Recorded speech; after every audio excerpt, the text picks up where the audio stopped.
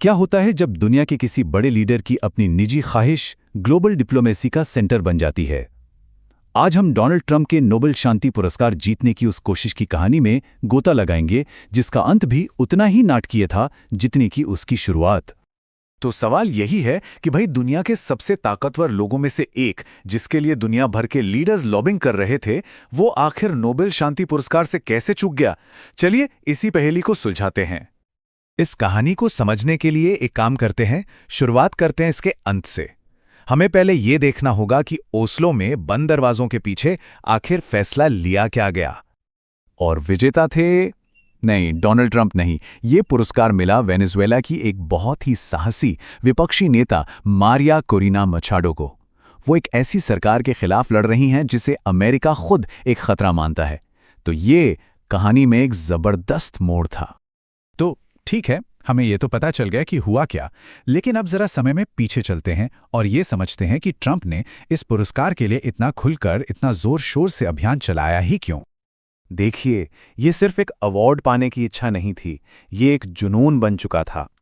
Trump अपने social media पर ऐसे आर्टिकल्स शेयर कर रहे थे जिनमें लिखा था कि नोबेल प्राइज का नाम ही बदलकर ट्रंप प्राइज कर देना चाहिए। मतलब आप उनकी महत्वाकांक्षा का लेवल देखिए। और इस जुनून के केंद्र में एक ही नाम था, बराक ओबामा।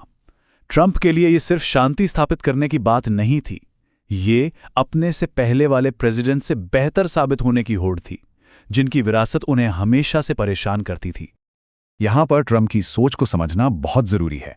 उनकी नजर में ओबामा को तो ये पुरस्कार यूं ही मिल गया था, बिना कुछ किए, जबकि असली हकदार तो वो खुद थे जिन्होंने उनके हिसाब से दुनिया को कई युद्धों से बचाया था। तो बात सिर्फ एक पुरस्कार की थी ही नहीं, ये लड़ाई थी इतिहास की किताबों में अपनी जगह बनाने की, बराक ओबामा की हर एक उपलब्धि के बराबरी करने की एक जबरदस्त धुन थी। लेकिन जब किसी राष्ट्रपति की निजी महत्वाकांक्षा इतनी बड़ी हो जाती है, तो इसका असर ग्लोबल स्टेज पर कैसे पड़ता है?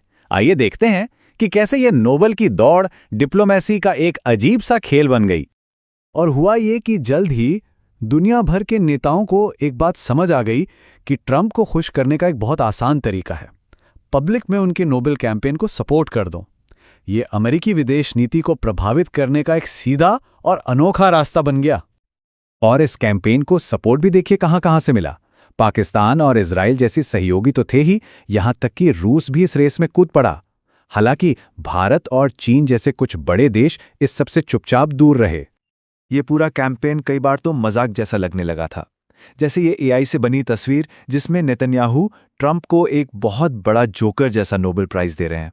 सोर्स के मुताबिक ये सब कुछ बड़ा ही अजीब लग रहा था। तो एक तरफ तो पूरी दुनिया की नजरें ट्रंप पर थीं, लेकिन दूसरी तरफ नोबेल कमेटी के मन में कुछ और ही चल रहा था। अब हम कहानी के उस हिस्से पर आते हैं जहां एक ऐसे हीरो की एंट्री होती है जिसकी किसी को उम्मीद नहीं थी। और वो हीरो थीं मारिया कोरिना मचाडो, वेनेजुएला में लोकतंत्र की एक निडर आवाज, जो सालों से एक क्रूर तानाशाही सरकार के खिलाफ डटी हुई हैं। और देखिए, नोबेल कमेटी का संदेश कितना शक्तिशाली और साफ था। उन्होंने कहा कि ये सम्मान उन लोगों के लिए है जो तानाशाही के आगे झुकने से इनकार करते हैं। ये एक तरह से उस कैंपेन को एक खामोश जवाब था जो सिर्फ व्यक्तिगत तारीफ के लिए चलाया जा रहा था। और अब आता है इस कहानी का सबसे मजेदार और सबसे हैरान करने वाला हिस्सा, जहां ट्रंप की व्यक्तिगत हार अमेरिका के लिए एक अनचाही जियोपॉलिटिकल जीत में बदल जाती है। जरा इस आयरनी को देखें, ट्रंप खुद तो हार गए, लेकिन जीता कौन? अमेरिका के सबसे बड़े दुश्मनों में से एक, वेनेजुएला के निकोलस मादुरो की सबसे बड़ी प्रतिद्वंदी। अचानक मचाडो को एक ग्लोबल मंच मिल गया जो लंबे समय में अमेरिकी हितों के लिए बहुत फायदेमंद है। तो कुल मिलाकर हुआ ये कि ट्रंप को अपनी विरासत चमकाने का मौका तो नहीं मिला, लेकिन जिसे डीप स्टेट कहा जाता है, यानी अमेरिकी सरकार की स्थायी मशीनरी और खुफिया एजेंसियां, उनका काम बन गया। उनके लिए इस बात से कोई फर्क नहीं पड़ता कि ट्रंप ओबामा से आगे निकले या नहीं, जब तक अमेरिका के रणनीतिक लक्ष्य पूरे हो रहे हैं। और शायद इस पूरी कहानी का सबसे अजीब पल जानते हैं कौन सा था? जब ट्रंप ने पब्लिक में व्लादिमीर पुतिन को उनके सपोर्ट के लिए धन्यवाद दिया। और ये उस वक्त हो रहा था जब अमेरिका यूक्रेन में रूसी हमले का मुकाबला करने के लिए अरबों डॉलर भेज रहा था। मतलब ये एक चौंकाए वाला विरोधाभास था। ये पूरी कहानी हमें एक बहुत ही बुनियादी सवाल के सामने लाकर खड़ा कर देती है कि जब किसी नेता की अपनी निजी महत्वाकांक्षा विदेश नीति को चलाने लगे तो असल में सेवा किसकी हो रही है, उस नेता की विरासत की या फिर देश की जनता की? ये एक ऐसा सवाल है जो हर लोकतंत्र के लिए हमेशा जरूरी रहेगा।